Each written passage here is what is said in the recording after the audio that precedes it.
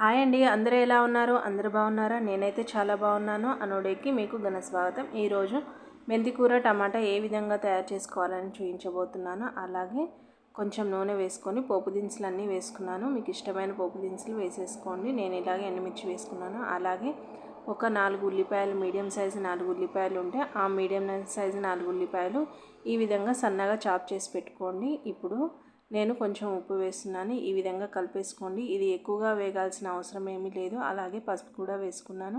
ఈ విధంగా కొంచెం ఎల్లిపాయలు ఉన్నాయండి దీంట్లో, అలాగే ధనియాలు, జీలకర్ర అవన్నీ ఉన్నాయి కదా.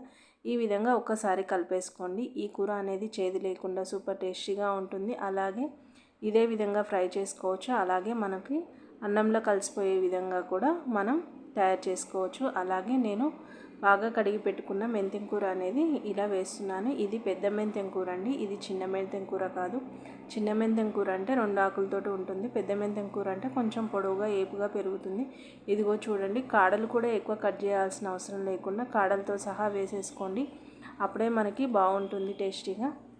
అలాగే ఈ కూర అంతా దగ్గర పడింది కదా. ఈ విధంగా దగ్గర పడితే 4-5-6 వెల్లుల్లిపాయలు వేసుకోండి. దీంట్లో అల్లం వెల్లుల్లి పేస్ట్ వేయకుండా ఈ విధంగా వెల్లుల్లి వేసుకోండి, అప్పుడు చాలా బాగుంటుంది.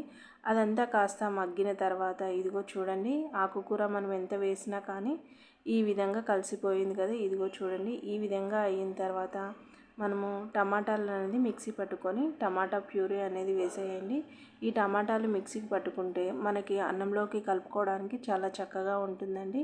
అలాగే ఇది కూర కాబట్టి మనకి చాలా టేస్టీగా కూడా ఉంటుంది ఇలా ప్యూరీ చేసి వేసుకోవడం వల్ల. అలాగే తొందరగా కూడా అవుతుంది.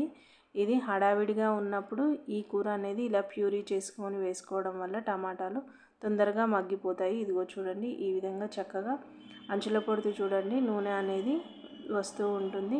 దీంట్లో నూనె కూడా కొంచెం తక్కువ పడుతుంది. అలాగే 1 స్పూన్ కారం వేసేసుకోండి.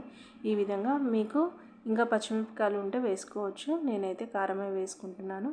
ఈ విధంగా కారం వేసేసుకోండి. ఇదంతా దగ్గర పడిన తర్వాత చూడండి ఎంత తక్కువగా అయిందో ఈ విధంగా ఉండాలి. అలాగే వెల్లుల్లి కూడా కనిపిస్తూ ఉండాలి. అలాగే జీలకర్ర, కొంచెం ధనియాల పొడి వేసేసుకోండి. కొంచెం వేసేసుకోండి, సరిపోతుంది. ఇదిగో చూడండి, ఈ విధంగా కొంచెం వేగితే సరిపోతుంది. ఇదిగో చూడండి, ఎంత ఆకుకూర వేసినా ఆకుకూరలు అనేవి దగ్గర పడుతూ ఉంటాయి కదా. నచ్చితే లైక్ చేయండి, షేర్ చేయండి మీ ఫ్రెండ్స్ అండ్ మీ ఫ్యామిలీ మెంబర్స్కి. సబ్స్క్రైబ్ చేసుకోండి, పక్కనే బెల్ ఉంటుంది, గంట కొట్టేసేయండి. Have a nice day. Bye bye, Tata.